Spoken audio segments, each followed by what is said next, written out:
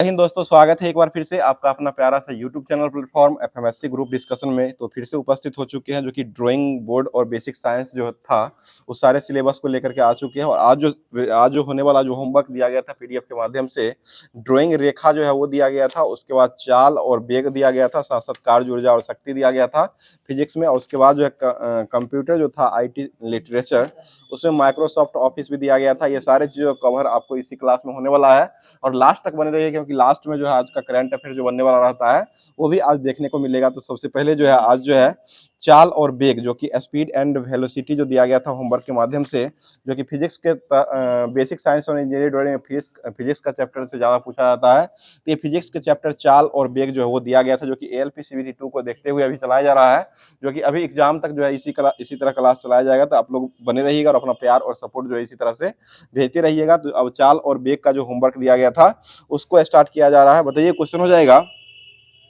Newton की गति के प्रथम नियम से परिभाषा जो प्राप्त होता है वो किसकी परिभाषा मिलती है? ये बल की परिभाषा मिलती है। ठीक है, प्रथम गति से ही बल की परिभाषा मिलती है। और प्रथम गति के नियम को ही कौन सा नियम कहा गया है? जड़त्व का नियम भी प्रथम गति के नियम को ही कहा गया है। आगे बताइए, एक गतिमान पिंड के संदर्भ में दूसरे गतिमान पिंड का वेग जो होता है उसको कौन सा वेग कहा गया है? उसे सापेक्ष वेग कहा गया। ठीक है, सापेक्ष वेग जो उसको कहा गया है। अगला क्वेश्चन बताइएगा, यदि किसी वस्तु का वेग का परिमाण समय के साथ बढ़ रहा होता है तो ये त्वरण का मान जो होता है वो क्या हो जाएगा?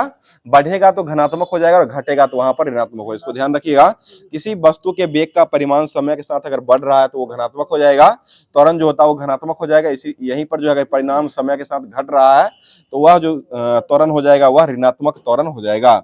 अगला बताइए, क्वेश्चन हो जाएगा, बताइएगा वेग का फॉर्मूला जो होता है वो क्या हो जाएगा? v बराबर एस बाई टी होता है। ठीक है, v बराबर जो होता है एस बाई टी जो है वो वेग का फॉर्मूला हो जाएगा। आगे बताइए, क्वेश्चन हो जाएगा, बताइए विस्थापन में परिवर्तन की दर जो होता है वह किसके बराबर होता है? ये वेग के बराबर होता है। विस्थापन में परिवर्तन की दर को जो कहते हैं वो वेग कहा गया, और वेग में परिवर्तन की दर को क्या कहते हैं? त्वरण कहते हैं। और संवेग में परिवर्तन की दर को क्या कहते हैं? बल कहा गया। ठीक है, संवेग में परिवर्तन की दर को बल कहते हैं, वेग में परिवर्तन की दर जो होता है उसको त्वरण कहते हैं, और विस्थापन में परिवर्तन की दर जो होता है उसको वेग कहा जाता है। विस्थापन में परिवर्तन की दर जो होता है उसको वेग कहा जाता है। इसे यहाँ से क्वेश्चन पूछा जाता है, इसको ध्यान रखिएगा। चलिए आगे बताइए, क्वेश्चन हो जाएगा, प्रत्येक क्रिया के तुल्य और विपरीत प्रतिक्रिया जो दिखाई पड़ती है यह न्यूटन के किस नियम पर आधारित होती है? ये न्यूटन के तीसरे नियम पर होती है। ठीक है, रॉकेट जो उड़ता है वो किस नियम पर का पालन करता है? संवेग संरक्षण या न्यूटन का थर्ड नियम ही पालन करता है। ठीक है, संवेग संरक्षण या न्यूटन का थर्ड नियम जो होता है वो भी पालन करने का काम करता है। आगे बताइए, क्वेश्चन हो जाएगा, नाव से कूदने पर जो है नाव पीछे की ओर खिसकता है वो किस कारण से खिसकता है? ये न्यूटन के थर्ड लॉ हो जाएगा। ठीक है, न्यूटन के थर्ड लॉ के कारण ही यह ऐसा दिखाई पीछे की ओर खिसक जाता है। बताइए, क्वेश्चन, वर्तमान स्थिति में होने वाले परिवर्तन का विरोध करने वाली प्रवृत्ति जो होती है उसको क्या कहा गया है? उसे जड़त्व कहा गया। ठीक है, जड़त्व का नियम किसको कहा गया है? न्यूटन के प्रथम नियम को कहा गया। ठीक है, प्रथम नियम को ही कहा गया है। आगे बताइए, किसी पिंड का अधिकतम चाल जो है वो कितना अधिकतम हो सकती है? ये 3 गुना 10⁸ मीटर पर सेकेंड होती है। ठीक है, 3 गुना 10⁸ मीटर प्रति सेकेंड हो सकती है। आगे और यह चाल जो होता है वो किसका चाल होता है? यह प्रकाश का चाल होता है। और प्रकाश की चाल की व्याख्या सबसे पहले किसने किया था? रोमर के द्वारा देखा गया था। ठीक है, रोमर के द्वारा ही प्रकाश की व्याख्या जो है सबसे पहले चाल का किया गया था। मतलब प्रति एकांक समय में तय की गई दूरी जो होता है इसको क्या कहते हैं? इसे मोशन यानी कि गति कहते हैं। ठीक है, प्रति एकांक समय में तय की गई दूरी जो होता है इसको गति कहा गया है। वही चाल गति हुआ, वही हुआ। मतलब संवेग में परिवर्तन की दर किसी लगे बाह्य बल के समानुपाती होती है। यह कथन जो है वो न्यूटन के किस नियम पर पालन करता है? तो न्यूटन का दूसरा नियम हो जाएगा। इसी को संवेग का नियम भी कहा जाता है। बताइए, किसी पिंड का भार जो है वो अधिकतम कहां पर होती है? तो ये पृथ्वी के ध्रुव पर होती है। ठीक है, पृथ्वी के ध्रुव पर ही सबसे अधिकतम भार होती है। आगे बताइए, किसी वस्तु के वेग में परिवर्तन की दर जो होता है उसका वेग अगर बढ़ रहा है तो इसको क्या कहते हैं? उसे त्वरण कहते हैं। त्वरण एक्सीलरेशन ए बराबर क्या होता है? v माइनस यू बट्टा टी होता है। ठीक है, v माइनस यू बट्टा टी हो जाएगा। अगला बताइए, क्वेश्चन हो जाएगा, सीजीएस प्रणाली में संवेग का इकाई जो होता है वो क्या हो जाएगा? डाइन सेकेंड होता है। ठीक है, संवेग का इकाई जो हो जाएगा वह डाइन सेकेंड, और संवेग का ऐसा मात्रक जो होता है वो क्या हो जाएगा? केजी मीटर प्रति सेकेंड होता है। ठीक है, केजी मीटर प्रति सेकेंड या सीजीएस में अगर पूछा जाएगा तो ये डाइन सेकेंड जो है ये इसका संवेग का मात्रक हो जाएगा। आगे बताइए सूर्य के चारों ओर पृथ्वी का गति जो है वो किस गति की ओर घूमती रहती है? तो ये वृत्तीय गति की ओर घूमती है, ठीक है, वृत्तीय गति के तरह ही ये घूमती रहती है। आगे बताइए क्वेश्चन हो जाएगा, यदि कोई वस्तु विराम अवस्था में है तो वह विराम अवस्था में ही रहना चाहती है, जिस पर उस पर जब तक बाह्य बल नहीं लगाया जा सकता है। यह न्यूटन का कौन सा नियम हो जाएगा? तो ये न्यूटन का यह गति का प्रथम नियम हो जाएगा, ठीक है, न्यूटन का यह गति का प्रथम नियम हो जाएगा। और यह इसका खोज करने वाले व्यक्ति कौन हो जाएंगे? न्यूटन के द्वारा ही खोजा गया था। और ये किस वर्ष खोज किया गया था? 1687 ईस्वी में खोजा गया, ठीक है। आगे बताइएगा, किसी वस्तु द्वारा एकांक समय में तय की गई दूरी के अनुपात जो होता है उसको क्या कहते हैं? उसे चाल कहा गया है, ठीक है, चाल कहा गया है। आगे बताइए, गति का प्रथम नियम का समीकरण जो हो कौन हो जाएगा? तो ये v बराबर u plus a t, s बराबर u t plus half a t, जो दूसरा नियम है। और ये पहला नियम जो हो जाएगा v बराबर u प्लस ए टी हो जाएगा, और दूसरा हो जाएगा तो s बराबर u t plus half a T square हो जाएगा, और तीसरा हो जाएगा तो v square minus you square बराबर 2as या 2gs हो जाएगा, ठीक है, जो कि तीसरा नियम हो जाएगा।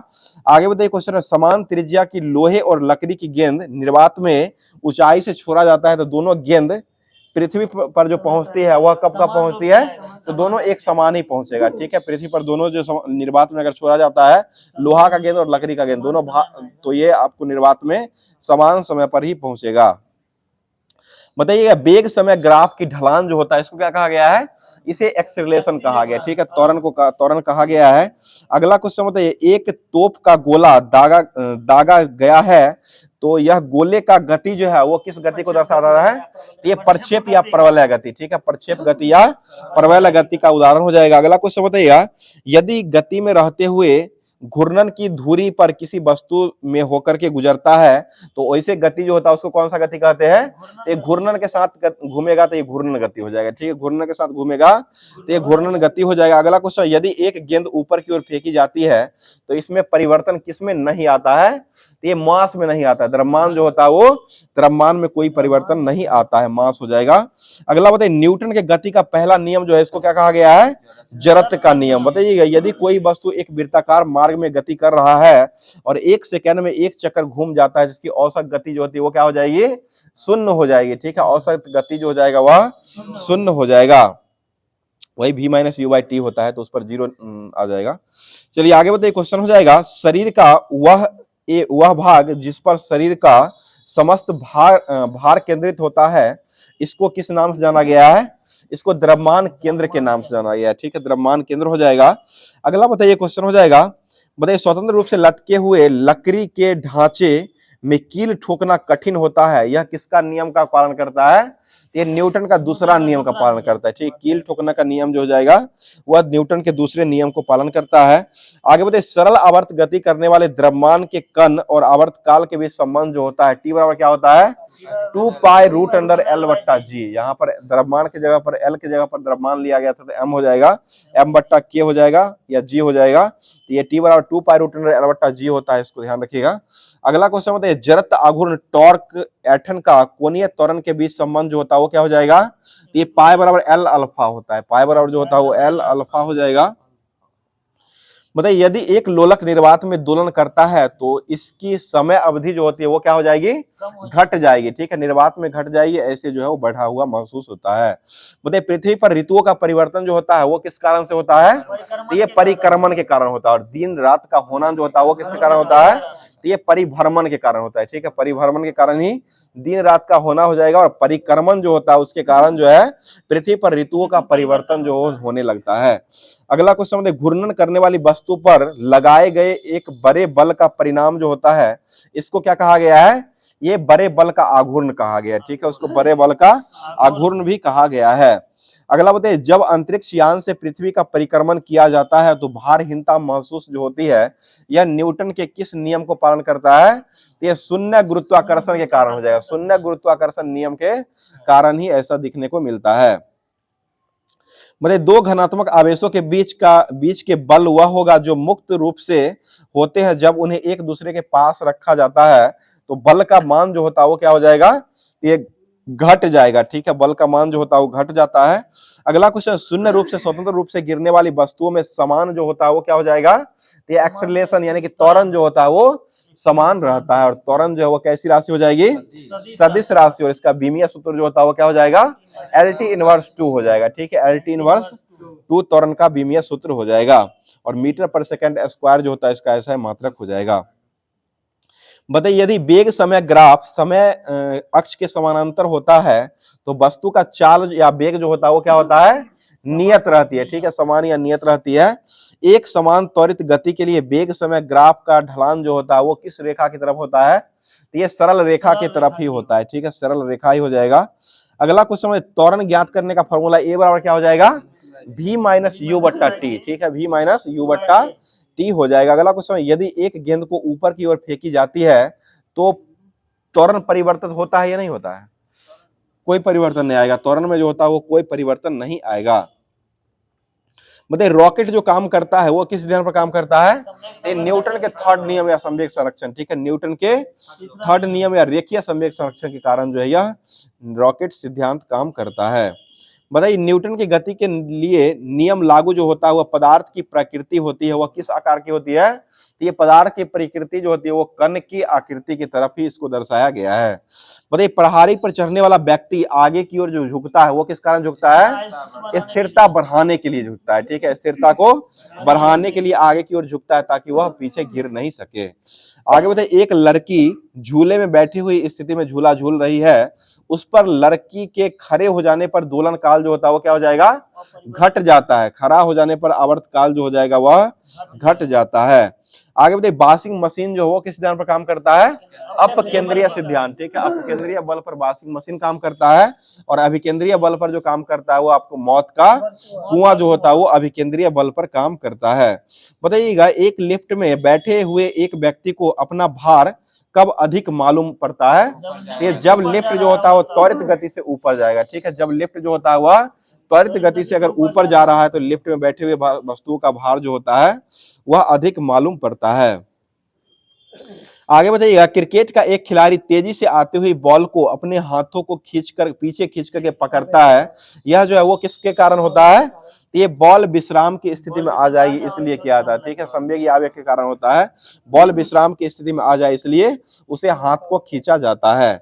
अगला बताइएगा 2 किलोग्राम द्रव्यमान वाली 5 न्यूटन पर बल लगाया जाता है तो उससे उत्पन्न होने वाला त्वरण क्या होता है, तो ये आधा हो जाएगा, उसका 5 का आधा हो जाएगा, अढ़ाई हो जाएगा।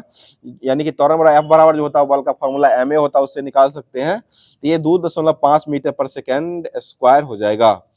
अगला बताइए किसी पाइप लाइन के केंद्र पर स्थित किसी कण का वेग जो होता है वो क्या हो जाएगा, ये अधिकतम होता है। केंद्र पर जो होता है किसी पाइप लाइन के केंद्र पर स्थित किसी कण का वेग जो होता है वो अधिकतम होता है। और पाइप जो होता है पाइप का जो पानी जाता है वह ठंडे महीने फट क्यों जाता है, ये जम जाता है। पानी जो उससे पानी जो बह रही होती है वह जम जाता है जिसके कारण उसका आयतन बढ़ जाता है। ठीक है, पाइप के अंदर जो पानी होता है उसका आयतन जो होता है बढ़ जाता है जिसके कारण पाइप जो है वो ठंडे महीने में फट जाती है।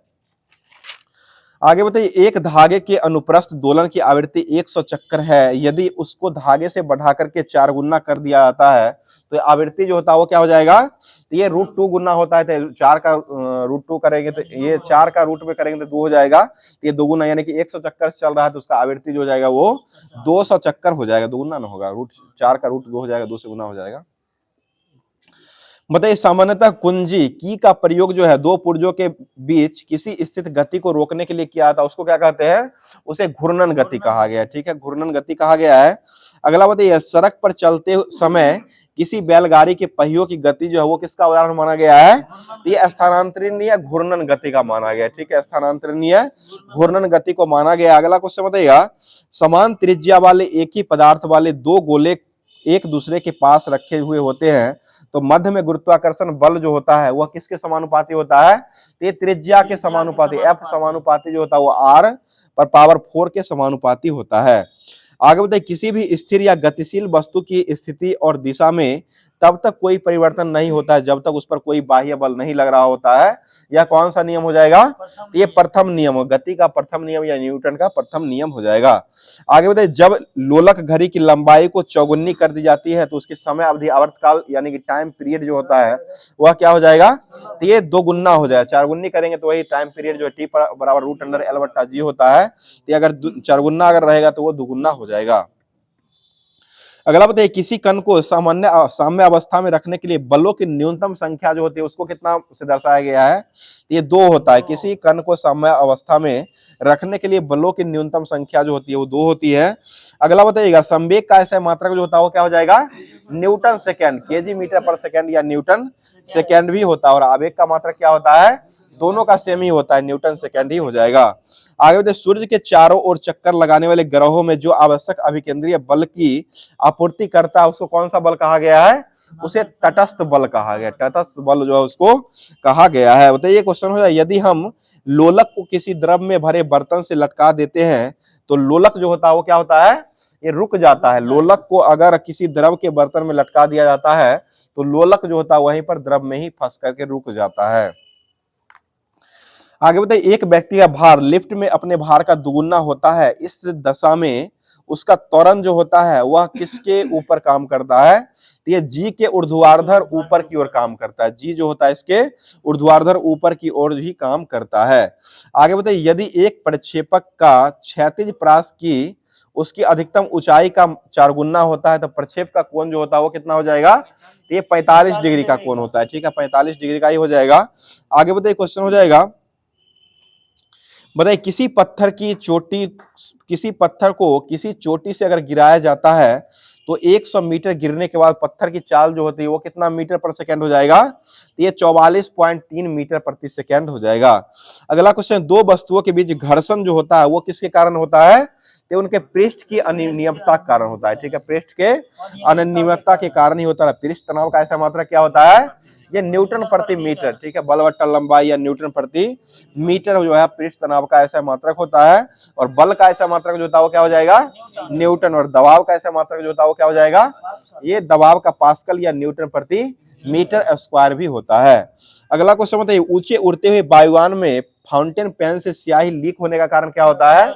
ये वायुमंडलीय दाब कम होती है। अगर ऊपर जाने के बाद जो वायुमंडलीय दाब जो होती है वो कम हो जाती है, जिसके कारण जो फाउंटेन पेन से स्याही जो अपने आप रिसने लगती है। बताइए अंगूठे से दबाने वाली कील लकड़ी में आसानी से चली जाती है, यह ऐसा क्यों दिखाई पड़ता है? क्योंकि कम क्षेत्र पर अधिक बल काम करता है। जहां पर कम क्षेत्र होता है वहां पर बल जो है वो अधिक काम करता है, इसलिए दबाने पर जो है कील जो होता है वो अंदर की ओर चली जाती है। हाँ, पिन को इसीलिए नुकीला बनाया जाता है दबाने के लिए। ठीक है, बताइएगा जब कोई बंदूक चलाई जाती है तो गोली का अग्रदेशिक बल लगती है और गोली भी बंदूक के समान विपरीत प्रतिक्रिया का काम करती है। यह किसका नियम हो जाएगा? तो ये न्यूटन का ही तीसरा नियम काम करता है। ठीक है, न्यूटन का ही तीसरा नियम जो काम करता है। अगला क्वेश्चन बताइएगा चलती हुई बस में अचानक ब्रेक अगर लगाया जाता है तो हम पीछे की ओर गिर जाते हैं, इसका मुख्य कारण क्या होता है? तो ये जड़त्व का कारण या न्यूटन का प्रथम नियम के कारण होता है। जड़त्व का कारण या न्यूटन का प्रथम नियम के कारण ही चलते हुई बस या चलती हुई कोई भी गाड़ी होती है उसमें अचानक अगर ब्रेक लगाने के बाद जो उसमें हम जो है आगे की ओर गिरने लगते हैं। तो ऐसा इसलिए होता है वहां जड़त्व काम करता है या न्यूटन का ये पहला नियम भी काम करता है। आगे बढ़िए समान रफ्तार से बढ़ रही एक रेलवे ट्रेन में बैठा हुआ बालक हवा में एक गेंद को सीधे उछालता है तो उसका गेंद जो गिरेगा दूसरा टप्पा में वो कब गिरेगा? ये उसके हाथ में ही आकर गिर जाएगा। ठीक है, उसके हाथ में ही आकर के गिर जाएगा। ये भी आपको जड़त्व का ही नियम के कारण ही ऐसा दिखाई पड़ता है। चलिए अब जो होमवर्क दिया गया था कार्य ऊर्जा और शक्ति भी दिया गया था और वेग भी दिया गया था, तो वेग ये चाल और वेग समाप्त कर दिया गया है। अब कार्य ऊर्जा और शक्ति ये छोटा सा ही चैप्टर, इसको भी समाप्त कर दिया जाएगा। उसके बाद जो है आपको अगले टॉपिक से देखने को मिलेगा जो कि विद्युत। विद्युत से जो है आपको बहुत सारा क्वेश्चन जो है पूछता है, तो उसको भी अगला टॉपिक में देखा जाएगा। तो अब जो है कार्य ऊर्जा और शक्ति जो होमवर्क दिया गया था फिजिक्स में उसको स्टार्ट किया जा रहा है। बताइए क्वेश्चन हो जाएगा मीट्रिक प्रणाली जो होता है उसमें 1 HP जो है वो कितना वाट के बराबर होता है? यह 735। ये मीट्रिक की बात कर रहे हैं। मीट्रिक प्रणाली जो होता है उसमें 1 HP जो होता है वो 735.5 वाट के बराबर ही हो जाएगा। और 1 वाट जो होता है वो कितना जूल के बराबर होता है? वो 1 वाट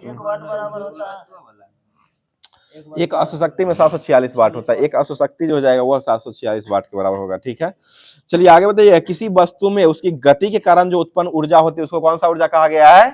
गतिज ऊर्जा। और स्थिति के कारण ऊर्जा होती है उसको क्या कौन सा ऊर्जा कहा गया है? स्थिति ऊर्जा। यही दोनों क्वेश्चन जो है ALP CBT 2 CBT 1 जो हुआ था उसमें भी ये क्वेश्चन पूछा गया है। अगला बताइएगा, ब्रिटिश प्रणाली में 1 एचपी का मान जो होता है वो कितना होता है? 746 वाट होता है। ब्रिटिश प्रणाली में हो जाएगा तो वो 746 वाट हो जाएगा, और यही अगर मीट्रिक प्रणाली में पूछेगा तो ये 735.5 जो है वो वाट के बराबर हो जाएगा। आगे बताइए, जब हम रबर के गद्दे वाली सीट पर बैठते हैं तो वहां नीचे की ओर धस जाता है, और रबर के गद्दे में समाहित ऊर्जा होती है वो कौन ऊर्जा रहती है? स्थिति ऊर्जा रहती है। ठीक है, रबर में जो रहती है वो स्थिति ऊर्जा रहती है, उसी के कारण जो है वो धस जाती है। आगे बताइए, क्वेश्चन हो जाएगा, बताइए साधारण मशीन की दक्षता सामान्यतः जो दर्शाई जाती है वो किस में दर्शाई जाती है? ये किलोवाट घंटा, वो परसेंटेज में होता है, वो 100% से कम उसका क्षमता होता है, लेकिन यह जो दर्शाया जाता है सामान्यतः इसकी क्षमता जो होती है वो किलोवाट घंटा में ही दर्शाया जाता है। आगे बताइए, एक व्यक्ति अपने सिर पर भार लिए हुए खड़ा होता है तो व्यक्ति के द्वारा किया गया कार्य जो होता है वो क्या होता है? शून्य होता है। ठीक है, खड़ा हुआ अगर रहेगा तो ये शून्य हो जाएगा, क्योंकि 90 डिग्री पर खड़ा रहेगा, cos थीटा का 90 का मान जो होता है वो 0 हो जाएगा। W बराबर जो होता है FS cos थीटा फॉर्मूला होता है। अगर पूरे तरीके से खड़ा रहेगा तो वो 0 डिग्री पर 0 डिग्री ये 90 डिग्री पर रहेगा, तो उसके द्वारा किया गया कार्य जो हो जाएगा वह शून्य हो जाएगा। शून्य पर हो जाएगा तो अधिकतम हो जाएगा। शून्य बराबर 1 होता है, cos शून्य का मान 1 होता है। और माइनस में यही पूछेगा तो पूछा हुआ है कि माइनस में अगर पूछा जाएगा तो वो 180 डिग्री लेता है। 180 डिग्री पर जो है माइनस में मान आ जाता है। बताइए, एक चलती हुई कार और रेल इंजन दोनों की गतिज ऊर्जा समान है तो किसका संवेग अधिक हो जाएगा? जिसका भार ज्यादा होगा, यानी कि मास जिसका ज्यादा होगा उसका अधिक हो जाएगा। तो यानी कि ट्रेन का मास जो हो जाएगा ज्यादा हो जाएगा किसकी अपेक्षा? तो कार की अपेक्षा। कार की अपेक्षा ट्रेन का जो भार हो जाएगा यानी कि द्रव्यमान जो हो जाएगा वह ज्यादा हो जाएगा, इसलिए संवेग भी इसका ज्यादा ही हो जाएगा। संवेग का फॉर्मूला ही होता है P और mv होता है। द्रव्यमान गुने वेग होता है, तो द्रव्यमान जिसका ज्यादा हो जाएगा उसका ज्यादा ही ये संवेग भी हो जाएगा। बताइए, संपीड़ित कमानी जो होता है, संपीड़ित कमानी जो होता है उसमें कौन सी ऊर्जा संचित हुई रहती है? तो ये स्थितिज ऊर्जा रहती है। ठीक है, स्थितिज ऊर्जा ही संचित हुई रहती है। आगे बताइए, क्वेश्चन है, यदि किसी कण का रेखीय संवेग को दोगुना कर दिया जाता है तो उसकी गतिज ऊर्जा जो होती है वो क्या हो जाएगी? ये 4 गुना हो जाएगा। वही P² 2m फॉर्मूला पर बनेगा। P² 2m फॉर्मूला जो आता है उसी पर इसको बना दिया जाएगा, तो ये आपको 4 गुना हो जाएगा। आगे बताइए, यदि बल और विस्थापन एक दिशा के लंबवत किया गया कार्य जो होता है वो कितना होता है? शून्य होता है। लंबवत मतलब 90 डिग्री हुआ, तो 90 डिग्री जब ही आ जाएगा तो ये शून्य मान को दर्शाएगा। अगला क्वेश्चन होता है, ये क्वेश्चन हो जाएगा, यदि गतिज ऊर्जा के वेग में 25% की वृद्धि होने पर गतिज ऊर्जा में वृद्धि परसेंटेज जो होता है वो कितना हो जाएगा? ये 56.25 हो जाएगा। वही वृद्धि का फॉर्मूला लगा A plus B plus AB गुने 100, AB बट्टा 100 हो जाएगा। वही फॉर्मूला पर इसको बैठा करके निकाल सकते हैं। आगे बताइए, किए गए कार्य का ऐसा मात्रक जो होता है वो क्या हो जाएगा? जूल होता है। कार्य का ऐसा मात्रक भी जूल ही होता है। अगला क्वेश्चन बताइए, एक भाप इंजन में भाप की उष्मा ऊर्जा में जो बदला जाता है वह भाप जो है वो उष्मा ऊर्जा में किसको बदलता है? यांत्रिक ऊर्जा को बदलता है। ठीक है, यांत्रिक ऊर्जा को ही यह उष्मा ऊर्जा में बदल देता है। अगला क्वेश्चन है, किसी पदार्थ में ताप परिवर्तन के दौरान संभारित उष्मा ऊर्जा संग्रहित जो रहती है वह किस ऊर्जा के रूप में रहती है? ये गतिज ऊर्जा के रूप में ही रहती है। इसका फॉर्मूला क्या हो जाएगा? Half mv²। गतिज ऊर्जा का फॉर्मूला जो हो जाएगा वह हाफ mv² हो जाएगा। अगला क्वेश्चन बताइएगा, क्वेश्चन हो जाएगा, यदि बल विस्थापन की दिशा समानांतर हो तो किया गया कार्य जो होता है वो क्या हो जाएगा? समानांतर में हो जाएगा, अधिकतम होता है। समानांतर जब रहेगा तो ये अधिकतम हो जाएगा। बल और विस्थापन की दिशा अगर समानांतर होती है तो ये समानांतर मतलब 0 डिग्री पर हो जाएगा। तो 0 डिग्री जब हो जाएगा तो यह मान जो इसका हो जाएगा कार्य का अधिकतम हो जाएगा।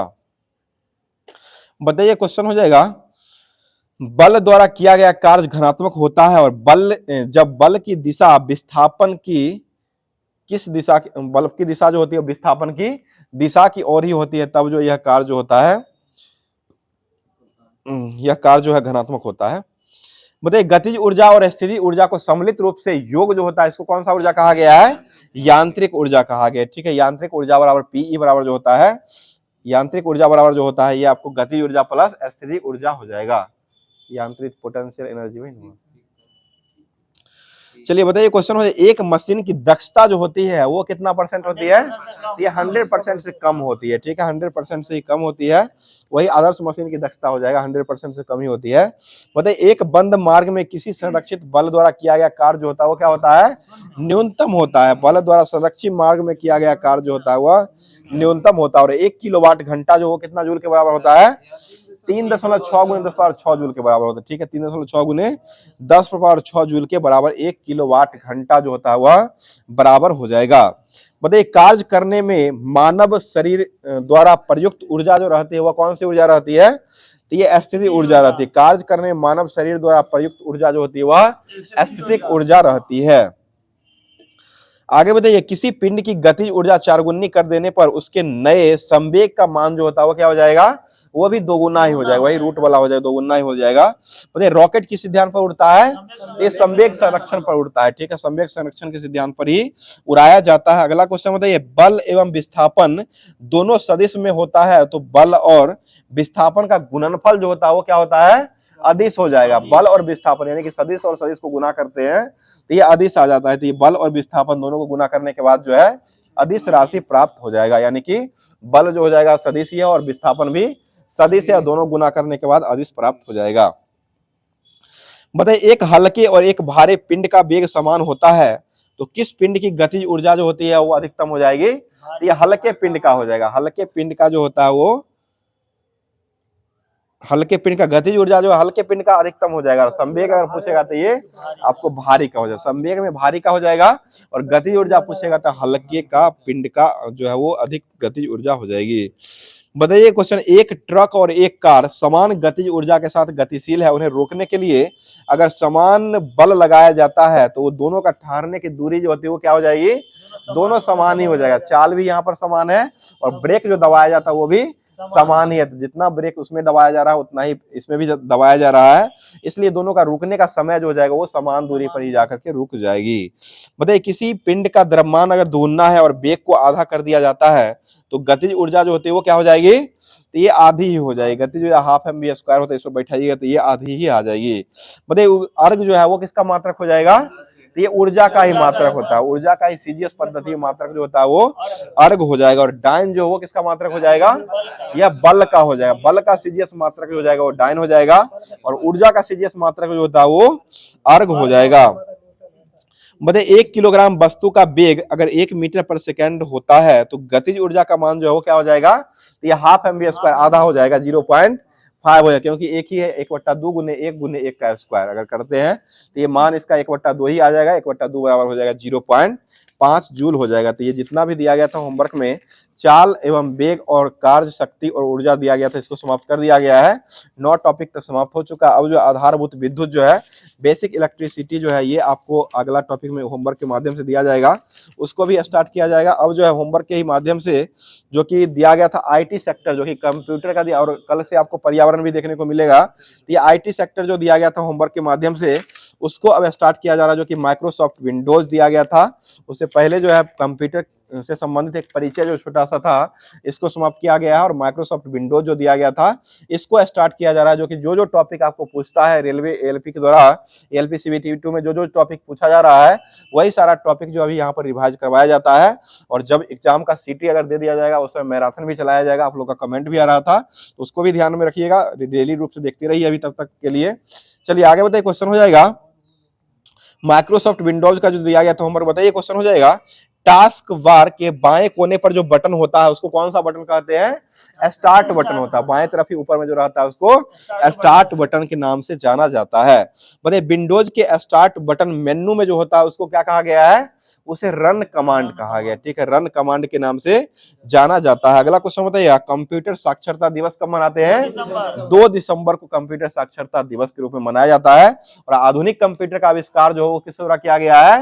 ये एलन ट्यूरिंग के द्वारा किया गया। आधुनिक कंप्यूटर का आविष्कार जो किया गया वो एलन ट्यूरिंग के द्वारा किया गया। सिर्फ कंप्यूटर का आविष्कार अगर पूछा जाएगा तो ये या पिता पूछा जाएगा तो चार्ल्स बेबेज हो जाएंगे, और आधुनिक कंप्यूटर का अगर खोज पूछा जाएगा तो ये एलन ट्यूरिंग के द्वारा खोजा गया है।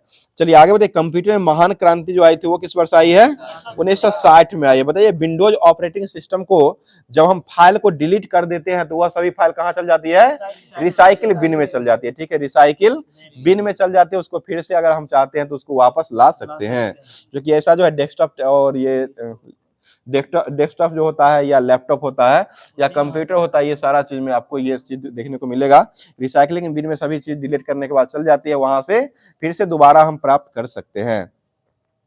बताइए डेस्कटॉप पर नया फोल्डर बनाने के लिए माउस के रन राइट बटन में मेन्यू के कौन से कमांड जो होता है इसका प्रयोग किया जाता है? ये नया कमांड होता है, न्यू कमांड जो होता है, न्यू कमांड का ही प्रयोग करके किया जाता है। बताइए टास्क बार के दाएं कोने पर घड़ी लाने के लिए सेलेक्ट जो किया था उसको क्या कहते हैं? Show the block. Task bar के बाएं तरफ जो होता है स्टार्ट की रहता है, और दाएं तरफ जो रहता है वो शो द क्लॉक रहता है। क्लॉक वो घड़ी वाला रहता है, शो द क्लॉक जो है वो मतलब घड़ी लाने के लिए सिलेक्ट किया था, वो आपको शो द क्लॉक को किया जाता है। बताइए विंडोज की एसेसरीज में कंपोनेंट जो होता है वह किसके द्वारा किया जाता है? तो ये सिस्टम टूल्स के द्वारा होता है, सिस्टम टूल्स के द्वारा ही किया जाता है। अगला क्वेश्चन बताइए, नेटवर्क सेटअप विजार्ड जो आता है वह किसके अंतर्गत आता है? तो कम्युनिकेशन के अंतर्गत आता है। ठीक है, कम्युनिकेशन के अंतर्गत ही आता है, वही लिटरेचर आईटी के अंतर्गत आ जाएगा। बताइए क्वेश्चन हो जाएगा, विंडोज मीडिया प्लेयर एसेसरीज को किस भागों के अंतर्गत आता है? तो ये एंटरटेनमेंट के अंतर्गत ही यह विंडोज मीडिया प्लेयर जो होता है, यानी कि खेल वाला जितना भी सारा आ जाएगा यही एंटरटेनमेंट के अंतर्गत ही विंडोज मीडिया का भाग हो जाएगा। आगे बताइए क्वेश्चन हो जाएगा, रिसाइकलिंग बिन को पुनः फाइल में वापस लाने के लिए लाना जो होता है उसको क्या कहा गया है? रीस्टोर, रिकवर या रीस्टोर भी उसको कह सकते हैं। रिकवर या रीस्टोर जो है रिसाइकलिंग बिन को पुनः फाइल में वापस लाने की प्रक्रिया जो होता है इसको रीस्टोर कहा जाता है। अगला क्वेश्चन बताइएगा, विंडो की डेस्कटॉप पर विभिन्न अनुप्रयोगों और डॉक्यूमेंट को दर्शाया जो जाता है उसको किसके द्वारा दर्शाया जाता है? ये आइकन के द्वारा दर्शाया जाता है। आइकन होता है, आइकन के द्वारा ही दर्शाया जाता है। अगला क्वेश्चन बताइए, विंडोज में कंप्यूटर बूट होने के बाद प्रथम स्क्रीन जो होती है उसको कौन सा स्क्रीन कहा गया है? डेस्कटॉप कहा गया है। ठीक है, प्रथम स्क्रीन जो होता है यानी कि विंडोज में कंप्यूटर बूट होने के बाद, बूट होना यानी कि चलने के बाद जो जाता है उसके बाद प्रथम स्क्रीन जो दिखाई देता है उसको क्या कहते हैं? उसे डेस्कटॉप कहा गया है। ठीक है, डेस्कटॉप ही कहते हैं। अगला क्वेश्चन है, विंडोज एक्सपी और लिनक्स जो है वो किसका उदाहरण हो जाएगा? ये ऑपरेटिंग सिस्टम हो जाएगा एक प्रकार का। यह जो है ऑपरेटिंग विंडोज एक्सपी और लिनक्स जो हो जाएगा यह ऑपरेटिंग सिस्टम हो जाएगा। बताइए GUI में प्रोग्राम की मुख्य विंडोज जो है वह कैसा विंडोज माना गया है? ये एप्लीकेशन विंडोज को माना गया है। आगे बताइए क्वेश्चन है, विंडोज के एक्सपी गेटवे जो होता है उसको क्या कहा गया है? उसे डेस्कटॉप कहा गया है। ठीक है, डेस्कटॉप हो जाएगा। अगला बताइएगा, वर्ड दस्तावेजों के नाम से जोड़े जाने वाला विस्तार जो होता है इसको क्या कहते हैं? इसे डॉट डीओसी, डॉट को दिया जाता है उसका डीओसी हो जाएगा, या डॉट देकर के डीओसी एक्स जो है वो लिखा जाता है, उसी पर इसको दर्शाया, दस्तावेज या वर्ड जो होता है सभी को दर्शाया जाता है। बताइएगा 1 GB रैम की आवश्यकता जो होती है वह किसके लिए किया जाता है? ये विंडोज के लिए करते हैं। ठीक है, विंडोज हो जाएगा। आगे बताइएगा, फैक्स का पूरा नाम जो होता है वो क्या हो जाएगा? 4 अवे जीरोक्स। और फैट का पूरा नाम जो होता है वो क्या हो जाएगा? ये फाइल एलोकेशन टेबल होता है। फाइल एलोकेशन टेबल जो हो जाएगा वह आपको FAT का फुल फॉर्म हो जाएगा, और फैक्स का फुल फॉर्म जो हो जाएगा वो 4 अवे जीरोक्स हो जाएगा। और CD का फुल फॉर्म क्या होता है? कॉम्पैक्ट डिस्क हो जाएगा। ठीक है, और DVD का फुल फॉर्म क्या होता है? डिजिटल वर्सेटाइल डिस्क होता है। ठीक है, DVD का हो जाएगा। और ALU का फुल फॉर्म जो होता है वो क्या हो जाएगा? Arithmetic logic unit. और CPU का फुल फॉर्म क्या हो जाएगा? सेंट्रल प्रोसेसिंग यूनिट जो है वो CPU का फुल फॉर्म हो जाएगा। और रोम का फुल फॉर्म जो होता है वो क्या हो जाएगा? Read only memory. रोम जो हो कैसा मेमोरी हो जाएगा? यह अस्थाई होता है। रोम अस्थाई होता है, सारा डाटा जो होता है वो इसी रोम में ही जाकर के लगाया जाता है, डाटा जो संग्रहित किया जाता है। और रैम जो होता है वो अस्थाई होता है। रैम जो हो जाएगा अस्थाई, रैंडम एक्सेस मेमोरी जो होता है वो अस्थाई होता है। और रीड ओनली मेमोरी जो हो जाएगा वह अस्थाई होता है। बताइए ओएस कंप्यूटर का सामान्य मतलब जो होता है वो क्या हो जाएगा? ओएस का फुल फॉर्म जो होता है वो क्या होता है? ऑपरेटिंग सिस्टम होता है, ठीक है। ओएस का फुल फॉर्म जो हो जाएगा वह ऑपरेटिंग सिस्टम है, ऑपरेटिंग सिस्टम हो जाएगा। बताइएगा वर्ड प्रोसेसिंग जो आता है दोनों चलिए वर्ड प्रोसेसर जो है वह वर्ड प्रोसेसिंग जो है वो किस में आता है? ये टाइपिंग के अंतर्गत आता है, ठीक है। टाइपिंग जो होता है वो टाइपिंग के अंतर्गत ही आता है।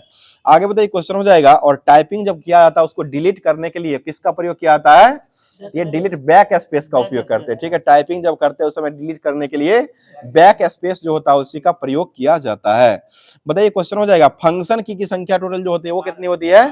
12 हो जाएगा। F1 से लेकर के F12 तक जो है वो फंक्शन की संख्या होती है। बताइए एमएस वर्ड का इस्तेमाल जिस ऑपरेटिंग सिस्टम में किया जाता है उसको क्या कहते हैं?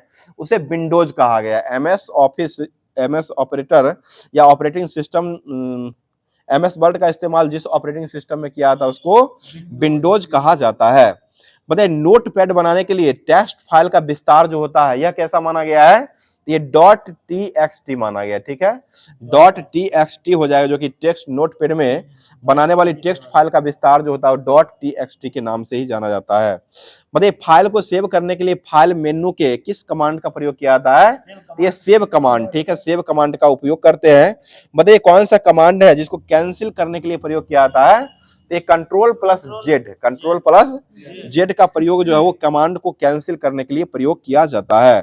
और एमएस वर्ड जो जिस पर काम किया कंप्यूटर पर एमएस वर्ड में काम जो किया जाता है उसमें एमएस वर्ड को बंद करने के लिए कौन सी फंक्शन की का प्रयोग करते हैं? तो ये बंद करने के लिए अल्ट प्लस F4 का प्रयोग करते हैं। अल्ट प्लस F4 का प्रयोग जो है एमएस वर्ड जो होता है इसको बंद करने के लिए प्रयोग किया जाता है। बताइए वर्ड प्रोसेसर सॉफ्टवेयर जो है वो कैसा प्रोसेसर माना गया है? तो ये एमएस वर्ड माना गया, ठीक है। एमएस वर्ड सॉफ्टवेयर माना गया है। अगला क्वेश्चन होता है एमएस वर्ड में न्यू बटन की संख्या जो होती है वो कितने प्रकार की होती है? यह 5 प्रकार के होते हैं, ठीक है। 5 प्रकार का ही होता है। अगला क्वेश्चन होता है टेक्स्ट को अप्रेस में बदलने के लिए अप केस में बदलने के लिए किसका प्रयोग करते हैं? तो कंट्रोल प्लस शिफ्ट प्लस ए कमांड का प्रयोग करते हैं। कंट्रोल प्लस शिफ्ट प्लस ए कमांड का प्रयोग करते हैं। बताइएगा एक स्प्रेड शिफ्ट प्रोग्राम जो है वह किसका भाग माना गया है? तो ये एक्सेल का भाग माना गया है, ठीक है। एक्सेल हो जाएगा। अगला क्वेश्चन है टाइटल बार जो है वो किसको दर्शाने का काम करता है? तो ये डॉक्यूमेंट का टाइटल जो होता है उसी को दर्शाने का काम जो है वो टाइटल बार के द्वारा किया जाता है। बताइए शॉर्टकट की का प्रयोग करने की आवश्यकता जो होती है इसको कौन सा की कहा गया, मतलब किसकी आवश्यकता होती है शॉर्टकट की प्रयोग करने में? ये फंक्शन की का प्रयोग करते हैं। शॉर्टकट की प्रयोग करने के लिए फंक्शन की प्रयोग करना जो हो सबसे अधिक जो है वो आवश्यक माना गया है। बताइए रो और कॉलम दोनों जो होते हैं वो किस सीट में पाए जाते हैं? ये वर्क सीट में होते हैं। रो और कॉलम, रो और कॉलम जो होता है वो आपको वर्क सीट में, यानी काम करने वाला सीट जितना भी होता है उसमें रो और कॉलम जो है वो दोनों दिखाई पड़ते हैं। उसी पर जो है सारा जो है जितना भी लेबर होता है या किसी का जो है ये सर्विस जो करते रहते हैं उनका जो है मतलब मंथली जो आते रहता है डाटा जो रहता है वो सारे का डाटा तैयार जो वर्कशीट पर ही किया जाता है, जो कि वह रो और कॉलम दोनों तरफ से ये मतलब दोनों तरफ के होते हैं। चलिए आगे बताइए एक सेल के कंटेंट को मिटाने के लिए कौन सी की का प्रयोग करते हैं? तो ये बैक स्पेस की करते हैं, ठीक है। बैक स्पेस ही हो जाएगा। आगे बताइए क्वेश्चन हो जाएगा फार्मूला की शुरुआत जो होता है उसमें कौन से प्रतीक चिन्ह का प्रयोग किया जाता है? तो ये लेस देन का प्रयोग करते हैं। लेस देन का प्रयोग जो फार्मूला की शुरुआत में प्रतीक के रूप में जो प्रयोग किया जाता है वह लेस देन का प्रयोग किया जाता है। वही फार्मूला लिखने से पहले जो है पहले लेस देन जो है वो लिखा जाता है, सिंबल लगाते हैं, उसके बाद जो है फार्मूला जो होता है वो एमएस वर्ड का वो सारा लिखाया जाता है। बताइए वर्क वो दूरी वाला विस्थापन वो फिजिक्स में आ जाएगा। कंप्यूटर का फार्मूला अलग आता है, वो एक्सेल पर आता है, वो सारा फार्मूला याद करना रहता है। जब कंप्यूटर में एक्सेल सीखिएगा या कोई भी चीज डाटा को संग्रह करने के लिए सीखते हैं उस समय वो सारा फार्मूला का यूज किया जाता है। चलिए बताइए वर्कशीट में एआई सेल पर जाने के लिए कौन सा शॉर्टकट की का प्रयोग करते हैं? ये कंट्रोल प्लस होम, ठीक है। कंट्रोल प्लस होम का प्रयोग करके ही वर्कशॉट में एआई सेल पर शॉर्टकट की का प्रयोग किया जाता है। ये कंप्यूटर एआई सेक्टर यानी कंप्यूटर सेक्टर यानी कि आईटी सेक्टर जो दिया गया था वो भी समाप्त कर दिया गया। अगले दिन से आपको जो है पर्यावरण सुरक्षा भी दिया जाएगा। अब जो है चलते हैं ड्रॉइंग शीट पर, जो कि ड्रॉइंग शीट जो है पहले बहुत सारा है। ड्राइंग उपकरण तो समाप्त कर दिया गया, पहला टॉपिक समाप्त कर दिया गया है। अब ड्राइंग रेखा है, इसमें बहुत सारा चैप्टर है, एक चैप्टर रेखा है। अब रेखा पर चलते हैं, जो कि रेखा अभी वर्तमान में रेखा शर्मा थी, महिला आयोग की, वो बदल चुकी है। हाँ, दिल्ली की मुख्यमंत्री चल गई ना, दिल्ली रेखा गुप्ता हो चुकी है। ठीक है, रेखा गुप्ता जो है दिल्ली की अभी वर्तमान में चलाने वाली मुख्यमंत्री हो चुकी है। अब जो है ड्राइंग रेखा जो दिया गया था, ड्राइंग लाइन जिसे कहा जाता है, उसको स्टार्ट किया जा रहा, जो कि ड्राइंग रेखा से जो है क्वेश्चन, एक दो क्वेश्चन मिलता है। सभी टॉपिक जो दिया गया VVI, इसमें से सभी टॉपिक से एक दो क्वेश्चन जो है, 3-4 क्वेश्चन करीब में सभी में से रहता है, क्योंकि 50 क्वेश्चन जो आपको इसी सारा चीज से पुराना है, तो 50 क्वेश्चन में आपको इसी सब चीज से 10। जी सर, यही पूरा टॉपिक है, यही सिलेबस है, यही सारा सिलेबस है, ये इतना ही सिलेबस है, आपको पूरा देखने को मिलेगा, जो कि लगभग 15 या 18 टॉपिक है। 5 दिन में टोटल 15 ही टॉपिक, मतलब अभी LPCVT 2 में जो एग्जाम होने वाला है, टोटल ड्राइंग सीट से लेकर के फिजिक्स और IT सेक्टर और पर्यावरण सुरक्षा सभी को मिला करके 15 ही टॉपिक दिया गया। 15 टॉपिक से ही आपको क्वेश्चन पूरा उठाएगा। तो ये 15 टॉपिक बारी बारी से 15 टॉपिक चल रहा है, और जब आपको सिटी दे देगा उस समय जो है मैराथन के तौर पर एक दिन में 15 टॉपिक समाप्त होगा। उसको ध्यान दीजिएगा, जितना दिन सिटी देने के बाद जो है बचेगा, उसमें एक दिन में 15 टॉपिक पूरे तरीके से समाप्त होगा। एक एक दिन करके इसी तरह से किया जाएगा। वही सिटी देगा तो जोन देना है, सिटी देना है ना, हुआ वो जोन। चलिए बताइए, क्वेश्चन हो जाएगा, अभियांत्रिक आरेखन का मुख्य आधार जो है वो किसको माना गया है? तो ये रेखा को माना गया, लाइन को माना गया। ठीक है, लाइन को ही रेखा कहा गया है। आगे बताइए, क्वेश्चन हो जाएगा, जब बिंदु से ही मिलकर के रेखा बनता है। ठीक है, छोटे छोटे बिंदु से मिलकर के रेखा को बनाया जाता है। ठीक है, चलिए बताइए, क्वेश्चन हो जाएगा, जब कोई बिंदु किसी समतल गति पर करता है, उससे जो बनने वाले बिंदु का पथ होता है उसको क्या कहते हैं? वही रेखा कहते हैं। वही बिंदु से बना हुआ रेखा जो होता है उसको, बिंदु से बना हुआ समतल कण जो होता है उसी को रेखा कहा जाता है। बताइए, ड्राइंग में छुपे हुए भागों को दर्शाने के लिए कौन सी रेखा का प्रयोग करते हैं? छुपा मतलब अदृश्य भाग, छुपा हुआ मतलब अदृश्य हो जाएगा, तो ये अदृश्य रेखा का प्रयोग करते हैं। प्लीज नहीं है, अदृश्य रेखा ही है लिखा हुआ। ड्राइंग में छुपे हुए भाग को दर्शाने के लिए, अदृश्य का मतलब होता है इनलाइन या कुछ ऐसे ही होता है, छुपा हुआ ही होता है। चलिए बताइए, दीर्घ अवरोध रेखाओं के बीच, दीर्घ रेखाओं के बीच यानी कि लॉन्ग ब्रेक लाइन जो होता है, लॉन्ग ब्रेक लाइन के बीच में दूरी जो मापी जाती है वो कितना से कम नहीं होनी चाहिए? ये 20 mm से कम नहीं होनी चाहिए। ठीक है, 20 mm से कम जो है वो नहीं होनी चाहिए। और ये सारा ड्राइंग जो रहता है वो MM में ही रहता है, इसको ध्यान रखिएगा। या A1 A2 साइड या D1 D2 side, drawing board का साइड लीजिए या कोई भी चीज का सीट का लीजिए, वो सारा चीज जो रहता है वो वहां पर ड्राइंग का जो रहता है वो MM में ही रखा जाता है, उसी में मापा जाता है। बताइएगा, क्वेश्चन हो जाएगा, ड्राइंग में प्रयुक्त होने वाली मोटी रेखा की लंबाई जो होती है, मोटी रेखा जो होती है, इसकी मोटाई जो होती है उसकी मोटाई जो होती है वो कितना होती है? ये 1 mm होती है। ठीक है, 1 mm ही हो जाएगा। ड्राइंग में प्रयुक्त होने वाली मोटी रेखा की मोटाई जो होता है वो 1 mm ही होता है। भाई कौन सी रेखा है जो पतली रेखा के अंतर्गत नहीं आती है? वही छुपा हुआ अदृश्य रेखा। अदृश्य रेखा जो होता है वह पतली रेखा के अंतर्गत नहीं आती है। मतलब मोटाई के आधार पर कौन सी रेखा है जो मध्य रेखा के अंतर्गत माना गया है?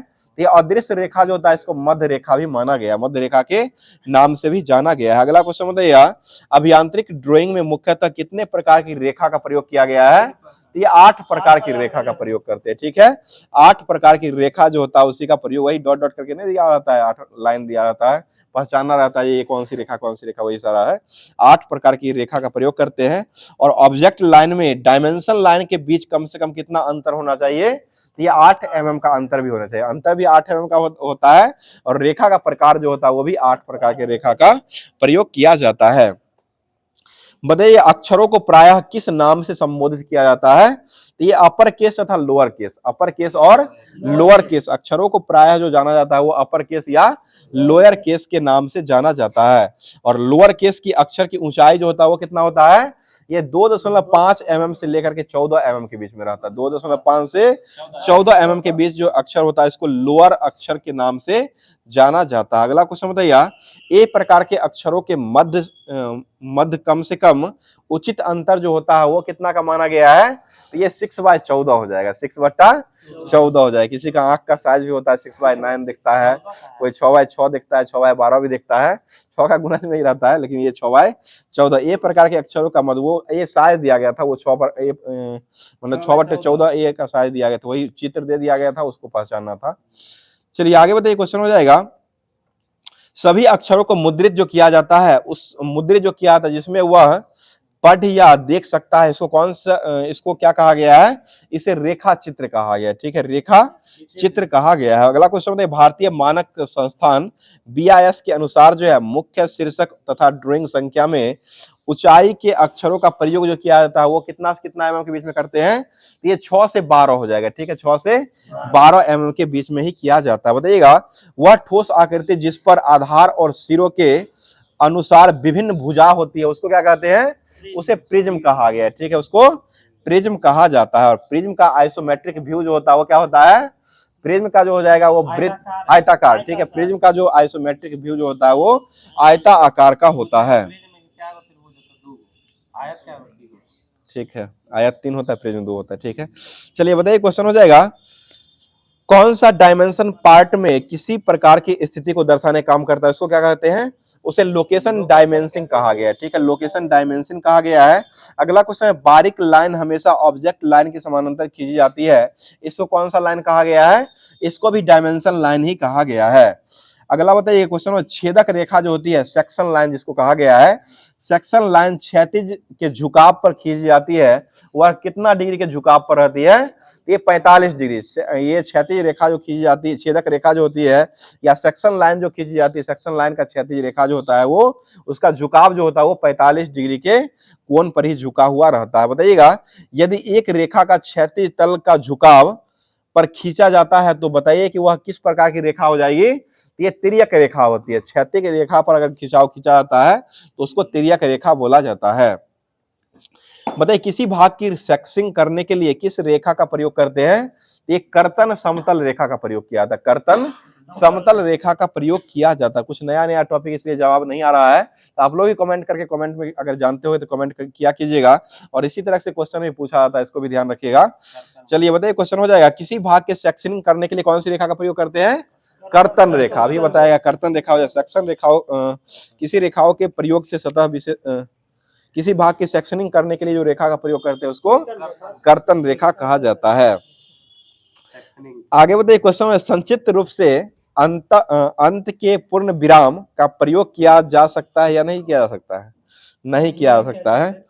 बताइए, नंबर जो होता है इसका संक्षिप्त रूप जो है वो क्या माना गया है, नंबर को किससे डिनोट करते हैं, N0। ठीक है, N0 या N जो होता है वो आपको बड़ा होता है और O जो होता है वो छोटा होता है। इसको ध्यान रखिएगा, नंबर जो या किसी चीज का संक्षिप्त नंबर जो लिखा हुआ रहता है N0 वो लिखा हुआ होता है, एंगस्टर में ऊपर रहता है A0 करके लिखा रहता है, और ये NO जो होता है वो नंबर के संकेत किया जाता है। बताइए, लोकेशन डायमेंशन जो है वो एक प्रकार कैसा डायमेंशन हो जाएगा, एक कार्यात्मक डायमेंशन होता है। लोकेशन डायमेंशन जो हो जाएगा वह कार्यात्मक डायमेंशन हो जाएगा। बताइएगा, कोणीय मापन सदैव जो उल्लेखित होता है वह किसमें मापा जाता है, तो ये कोण को हमेशा डिग्री में ही मापते हैं। ठीक है, कोण को हमेशा डिग्री में ही मापा जाता है। बताइए, केंद्र रेखा बनाने के लिए डैश के बीच का अनुपात जो रखा जाता है वो कितना होता है, 6:1 से लेकर के 4:1 के बीच में रहता है। ठीक है, केंद्र रेखा बनाने के लिए डैश के बीच का अनुपात जो होता है वो 6:1 से 4:1 तक रहता है। बताइए, वस्तु की ड्राइंग में बाहरी सीमा को जो दर्शाया जाता है वह किस रेखा पर दर्शाते हैं, तो ये वस्तु रेखा पर दर्शाते हैं। ठीक है, वस्तु रेखा पर ही दर्शाया जाता है। बताइए, छोटी डायमेंशन हमेशा वस्तु के किसके मतलब वस्तु का क्या होना चाहिए, ये नजदीक या दूर होना चाहिए, ये नजदीक होता है। ठीक है, छोटी डायमेंशन रेखा जो होता है वह हमेशा वस्तु के नजदीक होता है और बड़ी डायमेंशन रेखा जो होता है वह वस्तु से दूर होती है। बताइए, क्वेश्चन हो जाएगा, मोटी खंडित रेखा, ये खंड में टूटा हुआ भाग रहता है, इसको ऐसे ऐसे करके मोटी जो मतलब डैश डैश लाइन करके दिया था और मोटा हुआ रहता है, इसको मोटी खंडित रेखा कहा जाता है। आगे बताइए, सेक्शन रेखा प्रदर्शित करने के लिए टेढ़ी रेखा किस कोण से खींचा जाता है? ये 45 डिग्री कोण से खींचते हैं, ठीक है। सेक्शन रेखा को प्रदर्शित करने के लिए टेढ़ी रेखा जो खींचा जाता है वो 45 डिग्री के कोण पर खींचा जाता है। बोले दीर्घखंड रेखा जो है वो किस प्रकार की रेखा होती है? ये डी प्रकार की रेखा होती है। दीर्घखंड रेखा जो होती है वो डी प्रकार की रेखा होती है। बोले बीमा रेखा जो होता है वो वस्तु रेखा होनी चाहिए। वह बीमा रेखा वस्तु रेखा से क्या होनी चाहिए? ये 5 से 8 mm की दूरी पर होना चाहिए। बीमा रेखा जो होता है वो वस्तु रेखा से 5 से 8 mm की दूरी पर रखी जाती है। मतलब सेक्शन रेखा द्वारा दिखाया गया भाग जो होता है वह कौन सा भाग दिखता है? ये वस्तु का कटा हुआ भाग होता है। सेक्शन रेखा से हम कटा हुआ भाग को ही देख सकते हैं, जैसे ये दिखा हुआ कटा हुआ है। चलिए बताइए, क्वेश्चन हो जाए, विस्तारक रेखा एक दूसरे को डैश पर काटने का काम करती है। ये विस्तारक रेखा जो हमेशा काटती है समकोण पर काटती है, और समकोण का मान कितना होता है? 90 डिग्री होता है, ठीक है। विस्तारक रेखा जो होती है वो हमेशा जो काटती है वो समकोण पर ही काटती है, और विस्तारक रेखा का पैमाना का माप जो होता है वो कितना होता है? x/1 होता है। विस्तारक रेखा का जो होता है वो x/1 होता है, जहां पर x ज्यादा होता है। और उसी में अगर एक और था 1/1 का जो था वो पूर्ण पैमाना था। पूर्ण पैमाना का माप जो होता है वो 1/1 होता है। लघु का 1 से छोटा होता है, हाँ, बृहद का बड़ा होता है, ठीक है। चलिए आगे बताइए, क्वेश्चन हो जाएगा, समानांतर रेखा जो है वो सीधी रेखा हो सकती है या नहीं हो सकती है? सीधी हो सकती है, वक्राकार रेखा भी हो सकती है और तिर्यक रेखा भी होती है। समानांतर रेखा जो होती है सीधी रेखा भी होती है, वक्र आकार का रेखा भी होती है, और एक तिर्यक रेखा भी होती है। तीनों प्रकार की समानांतर रेखा होती है। बताइए स्थिर जल की सतह का उदाहरण जो है, जल जो है स्थिर जल की सतह का जो है वह किस रेखा पर दर्शाया गया है? तो ये क्षैतिज रेखा पर दर्शाते हैं। जल का जो रेखा होता है वो क्षैतिज रेखा पर दर्शाया जाता है। आगे बताइए, अदृश्य देखने के लिए हम कितना mm का रिक्त स्थान छोड़ते हैं? ये 2 से 3 mm का स्थान छोड़ा जाता है। अदृश्य को देखने के लिए 2 से 3 mm का स्थान को छोड़ा जाता है। आगे बताइए, ड्राइंग में लघु खंड रेखा जो दर्शाया जाता है वह किसको दर्शाने काम करता है? तो ये आपको मशीन के पुर्जे को दर्शाता है। मशीन का पुर्जा जो होता है उसी को दर्शाया जाता है। बताइएगा, जब दो रेखाओं को समकोण बनाते हुए मिलाया जाता है तो ये रेखा परस्पर जो होता है उसको कौन सा रेखा कहते हैं? उसे लंबवत रेखा कहते हैं। समकोण को ही लंबवत भी कहा जाता है, ये ध्यान रखिएगा। बताइए, क्वेश्चन हो जाए, किसी का बीमा को ज्ञात करने के लिए कौन सा रेखा का प्रयोग करते हैं? ये डायमेंशन लाइन या बीमा रेखा उसे कहते हैं बीमा रेखा या डायमेंशन, यानी कि कोई भी बीमा दिया होगा, बीमा को दर्शाने के लिए प्रयोग जो किया जाता है वो बीमा रेखा का या डायमेंशन रेखा का ही प्रयोग करते हैं। और किसी जो है कोई कोण पर बनाया हुआ रेखा जो रहता है उसको दर्शाने के लिए किसका उपयोग करते हैं? ये ऊर्ध्वाधर रेखा का प्रयोग करते हैं। कोई भी कोण, ये 90 डिग्री हो या 45 डिग्री हो, ये सारा जो दिया जाता है वह रेखा पर प्रदर्शित करने के लिए कहा जाता है ये ऊर्ध्वाधर रेखा जो होता है उसी पर प्रयोग करके दर्शाया जाता है। बताइए, क्वेश्चन हो जाएगा, किसी वस्तु की आउटलाइन रेखा जो होती है, आउटलाइन रेखा को क्या कौन सी रेखा कहा गया है? उसे वस्तु रेखा कहा गया। आउटलाइन रेखा जो होता है उसको वस्तु रेखा कहा जाता है। और वह रेखा जो दोनों किनारों पर तीर लगा हुआ रहता है, इधर भी तीर होता है और इधर भी, सुनिए वो नहीं है, ये इस तरह वो रेखा जो दोनों किनारों पर तीर का निशान से बंद किया हुआ रहता है उसको कौन सा रेखा कहते हैं? उसे बीमा रेखा कहा गया है। हाँ ठीक है, बीमा को ही डायमेंशन कहते हैं, बीमा को ही नहीं। चलिए ठीक है, चलिए बताइए, किसी भी व्यास की बीमा के साथ संबंधित जो किया जाता है वो किससे किया जाता है? यानी कि व्यास को मापने के लिए कौन सी डायमेंशन का प्रयोग करते हैं? तो ये फाई का प्रयोग किया जाता है, ठीक है। फाई वही 0-20 से कटा हुआ पूरा नीचे तक भाग, उसको फाई ही बोला जाता है। बताइए, ऑब्जेक्ट रेखा प्राय होती है वो किस आकार की होती है? ये मोटी होती है। ऑब्जेक्ट रेखा जो बनाई जाती है वह हमेशा मोटी रेखा बनाई जाती है। बताइएगा, ISI के निर्देशानुसार किसी रेखा की माप की बीमा रेखा जो होता है वह कहाँ में लिखा जाता है? तो ये ऊपर की ओर लिखते हैं। ISI के अनुसार जो किसी भी निर्देशानुसार किसी भी रेखा की माप जो होती है वह ऊपर की ओर लिखा जाता है। बताइए, दो स्ट्रोक अक्षर प्रायः जो लिखे जाते हैं वो किस अक्षर में लिखे जाते हैं? ये मोटे अक्षर में लिखे जाते हैं। बताइए, सिंगल स्ट्रोक लेटरिंग के लिए इस्तेमाल जो किया था वो कौन से पेंसिल का उपयोग करते हैं? तो ये H और HB ग्रेड का पेंसिल का उपयोग करते हैं। H और HB ग्रेड का पेंसिल जो होता है उसका प्रयोग किया जाता है। और पेंसिल कितने प्रकार के होते हैं? 3 प्रकार के होते हैं, 18 संख्या में होते हैं। प्रकार हो जाएगा 3 प्रकार का, संख्या में जो हो जाएगा वह 18, 6 भाग में बटा हुआ रहता है, जो कि मध्यम ठोस, मध्यम और मुलायम होता है। ठीक है, ठोस, मध्यम और मुलायम, ये तीन प्रकार के यह प्रयोग किया, पेंसिल का प्रयोग किया जाता है। और तीनों जो होता है 6 संख्या में रहता है, और तीनों जो 18 टोटल रहते हैं। बताइए ऊर्ध्वाधर सिंगल स्ट्रोक के अक्षर जो लिखे जाते हैं वो किस पर कटा जाता है? ये समकोण पर कटता है, 90 डिग्री पर कटता है।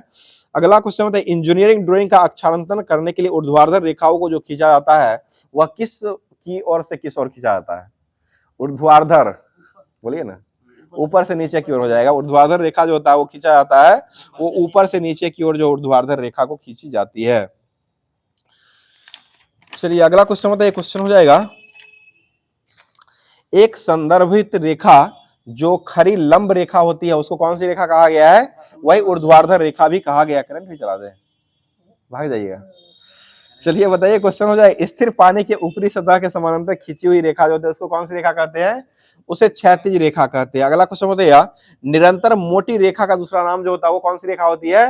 वस्तु रेखा। मोटी रेखा का दूसरा नाम जो होता है वह वस्तु रेखा होती है। अगला क्वेश्चन बताइए ड्राइंग के मध्य मोटी और पतली रेखाओं का अनुपात जो होता है वो कितने आकार का होता है? ये 5:3। ठीक है, मोटा का 5 हो जाएगा और पतली का 3 होता है। 5:3 में रहता है। मोटी जो रहती है वो 5 हो जाएगा और पतली जो होती है वो 3 होती है। ड्राइंग के मध्य मोटी और पतली का जो रेखा का अनुपात होता है वह 5:3 के अनुपात में रहता है। बोले रेखा के आयाम की चौड़ाई जो होता है इसको मापने के लिए कौन से अक्षर का प्रयोग करते हैं? ये डी का प्रयोग किया जाता है। चौड़ाई को मापने के लिए डी अक्षर का प्रयोग किया जाता है। और हैचिंग रेखा जो होता है, हैचिंग रेखा के मध्य जो है कम से कम कितनी दूरी होनी चाहिए? 0.7 mm होनी चाहिए। हैचिंग रेखा के मध्य जो है कम से कम जो दूरी होती है वो 0.7 mm होती है। बताइए तीर के निशान की लंबाई और ऊंचाई का अनुपात जो होता है वो कितना होता है? ये 3 और 1। तीर जो बना हुआ त्रिभुज में बना हुआ रहता है 3 होता है और ये 1 रहता है, यानी कि लंबाई जो होता है इसका 3 हो जाएगा और इसका हाइट जो होता है वो 1 होता है। पूरा हाइट जो रहता है वो 1 रहता है। ये 3:1 में जो लंबाई और ऊंचाई का अनुपात जो किया जाता है। ठीक है, डायमेंशन में प्रयोग करते हैं। चलिए बताइए क्वेश्चन तीर के निशान में शीर्ष की लंबाई जो होता है यह मोटाई का क्या होता है? 3 गुना होता है। ठीक है, मोटाई का जो होता है वो 3 गुना हो जाएगा। तीर के निशान जो होता है शीर्ष की लंबाई जो होता है वह मोटाई का 3 गुना होता है ना, 3:1 में रहेगा। हमेशा रहेगा। चलिए बताइए क्वेश्चन, हाँ हमेशा की बात कर रहे हैं। चलिए बताइए जब 2 या 2 से अधिक रेखाएं किसी भी बिंदु पर नहीं मिलती है तो इसको कौन सी रेखा कहते हैं? समानांतर रेखा कहलाती है। जब 2 या 2 से अधिक रेखाएं किसी भी बिंदु पर नहीं मिलती है उसको समानांतर रेखा कहा जाता है। बताइएगा ड्राइंग की मोटी और बारीकी लाइन का अनुपात जो होता है वो कितना होता है? ड्राइंग की मोटी और बारीकी ये 10:3 होता है। 5:3 जो होता है वो ड्राइंग मध्य के मोटी और पतली का अनुपात होता है जो कि 5:3 होता है। और 10:3 जो होता है ये ड्राइंग की मोटी और बारीकी का अनुपात होता है। मोटी और बारीकी का, ड्राइंग का मोटी और बारीकी का अनुपात जो होता है वो 10:1 होता है। और ड्राइंग की मोटी और मध्य मोटी लाइनों का अनुपात जो होता है वो कितना होता है? ये 2:1 में रहता है। ठीक है, 2:1 में रहता है। हाँ 10:5 में कटने पर 2:1 किया जाएगा ना।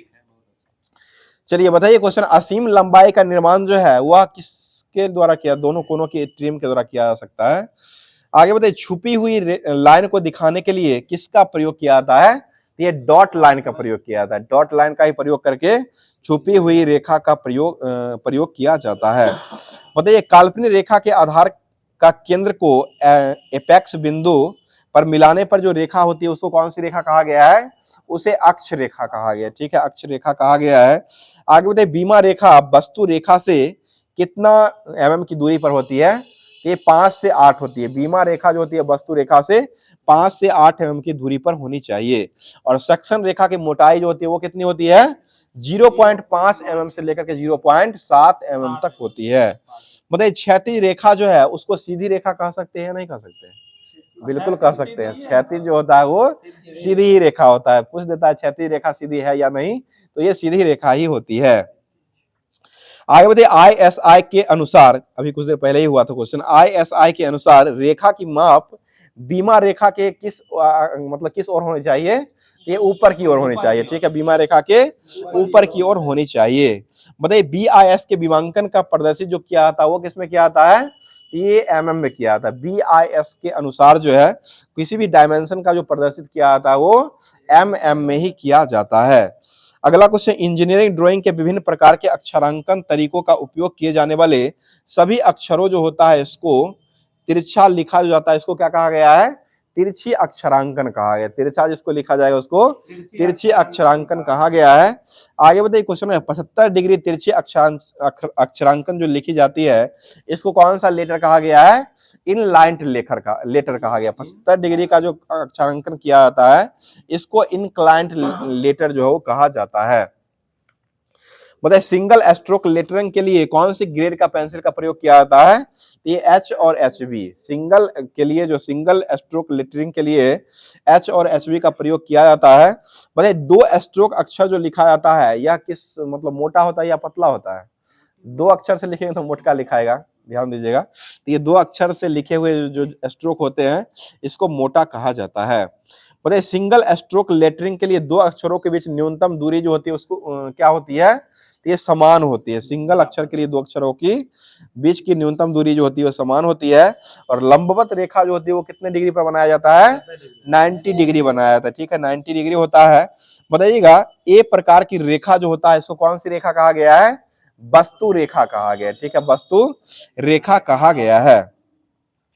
आगे बताइए किन रेखाओं का विमांकन नहीं किया जा सकता है, तो ये अदृश्य रेखा का यानी कि छुपा हुआ या अदृश्य रेखा जो होता है इसका विमांकन जो है वो नहीं, छुपा हुआ रहेगा तो उसका विमांकन कैसे करेगा, सामने आएगा तभी विमांकन या नाप सकते हैं उसको। बताइएगा दीर्घखंड रेखा जो है उसको किससे डिनोट किया जाता है, तो ये डी प्रकार के जो रेखा होता है उसका दीर्घखंड रेखा कहा जाता है। डी प्रकार का जो है इसको दीर्घखंड रेखा कहा गया है। और वस्तु रेखा जो होता है उसको ए प्रकार की रेखा कहा जाता है। और दीर्घखंड रेखा जो होता है इसको कौन सी रेखा कहा गया है, उसमें है लिखा हुआ जिग जैग रेखा, टेढ़ी मेढ़ी रेखा, टेढ़ी मेढ़ी रेखा होता है उसी को जिग जैग रेखा भी कहा जाता है, जो कि दीर्घखंड रेखा के नाम से भी इसको जाना जाता है। इसका डिनोट जो किया जाता है डी प्रकार का रेखा जो है इसको कहा जाता है। चलिए आगे बताइए, किसी ड्राइंग का एक डायमेंशन के नीचे लाइन जो खींची जाती है यह लाइट प्रकट करती है, वह कौन से डायमेंशन के द्वारा लाइट प्रकट करती है, तो ये एनटीएस डायमेंशन होता है। एक एनटीएस डायमेंशन के द्वारा ही लाइट को प्रकट किया जाता है। अगला क्वेश्चन बताइए, गतिविधियों के रूप में इंजीनियरिंग ड्राइंग जो होता है इसको किस रूप में उत्पन्न किया जाता है, तो ये अभिलेख के रूप में किया जाता है, ठीक है, अभिलेख के रूप में ही किया जाता है। अगला क्वेश्चन बताइए, क्वेश्चन है हैचिंग लाइन जो होता है वो कितना डिग्री पर झुका हुआ था, पीछे भी हुआ है, हैचिंग लाइन 45 डिग्री, ठीक है, हैचिंग लाइन जो होता है वह 45 डिग्री के कोण पर ही झुका हुआ रहता है। और 75 डिग्री का तिरछी अक्षरांकन जो लिखा जाता है वो किस लाइन में लिखा जाता है, ये इनक्लाइंड लेटर के रूप में लिखा जाता है, इनक्लाइंड इटैलिक। चलिए ठीक है, इटैलिक रेखा को ऐसे ही लिखा भी जाता है, 75 डिग्री के झुकाव पर ही लिखा जाता है। चलिए आगे बताइए, वे रेखाएं जिनके बीच दूरी समान होता है और आगे बढ़ने पर एक दूसरे को नहीं काटता है इसको कौन सी रेखा कहते हैं, ये समानांतर रेखा कहा गया है, ठीक है। बहुत रिपीट मतलब पूछा हुआ है तो रिपीट होगा ना, प्रीवियस है पूछा हुआ। चलिए बताइए क्वेश्चन हो जाएगा, वे रेखाएं जो क्षैतिज रेखाओं पर लंब होती है इसको कौन सी रेखा कहा गया है, ये भी तो है, ये पूछा हुआ, ऊर्ध्वाधर हो जाएगा, ठीक है, ऊर्ध्वाधर रेखा हो जाएगा। अगला क्वेश्चन है, किसी वस्तु का आउटलाइन हेतु प्रयुक्त रेखा जो होता है इसको कौन सी रेखा कहा गया है, ये भी पीछे था, वस्तु रेखा हो जाएगा। बताइए श्रृंखला की पतली रेखा जो होता है इसको कौन सी रेखा के नाम से जाना गया है, तो ये केंद्र रेखा के नाम से जाना। बताइए तीर के निशान में शीर्ष की लंबाई जो होता है वह किसका 3 गुना होता है, ये मोटाई का 3 गुना होता है, ठीक है, मोटाई का ही 3 गुना होता है। अगला क्वेश्चन बताइएगा, कटिंग रेखा को क्रमशः कौन कौन सी रेखा, कटिंग रेखा से कौन कौन सी रेखा को बनाया जाता है, तो लंबी डैश और छोटी डैश, लंबी डैश और छोटी डैश जो होता है वो कटिंग रेखा से बनाई जाती है। बताइए किसी भी ड्राइंग में किसको किस वाली रेखा को आउटलाइन रेखा कहा गया है, तो ये किनारे वाली रेखा होता है, किनारे वाला बॉर्डर लाइन जो होता है उसको या आपको आउटलाइन रेखा के नाम से जाना जाता है।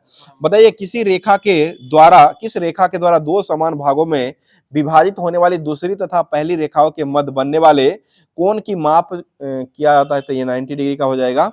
आगे बढ़िए, अदृश्य रेखा खींचने हेतु रिक्त स्थान जो छोड़ा जाता है इसको क्या कहते हैं, उसे समान लंबाई का डैश कहा गया। ठीक है, समान लंबाई का डैश कहा गया। और आज का लास्ट क्वेश्चन सुन लीजिएगा, पता लास्ट क्वेश्चन का जवाब बताइएगा। बताइए क्वेश्चन हो जाएगा, रेखा के आयाम की चौड़ाई जो होता है इसको कौन से अक्षर से डिनोट करते हैं, तो ये डी से किया जाता है। रेखा के आयाम की चौड़ाई को जो डिनोट किया जाता है वह डी अक्षर से डिनोट किया जाता है। तो आज का जितना भी होमवर्क दिया गया था उसको पूरी तरीके से समाप्त कर दिया गया है। अगले दिन जो है आपको होमवर्क के माध्यम से पहले ही होमवर्क दे दिया जाएगा, उसके बाद फिर से ग्रुप डिस्कशन करवाया जाएगा। तो आज के लिए इतना ही रहते हैं। आज के लिए जो है क्वेश्चन जो जिसका जवाब आप लोगों को कमेंट बॉक्स में देना है, क्वेश्चन सुन लीजिएगा, जिसका जवाब कमेंट बॉक्स के माध्यम से कमेंट कीजिएगा। कमेंट हो जाए, कमेंट कीजिए। बताइए क्वेश्चन हो जाएगा आप लोग के लिए, इनक्लाइंट लेटर जो होता है इसका अक्षरांकन जो होता है वो कितने डिग्री पर झुका हुआ रहता है। इनक्लाइंट रेखा जो होता है यह कितना डिग्री पर इसको अक्षरांकन किया जाता है, इसका जवाब कमेंट बॉक्स में कमेंट करके बताइएगा। तो इसी के साथ आज का क्लास यहीं पर समाप्त करते हैं, फिर मिलते हैं इसके अगले सेशन में। तब तक के लिए अपनी तैयारी को बेहतर करते रहिए। थैंक यू, धन्यवाद, जय हिंद, जय भारत।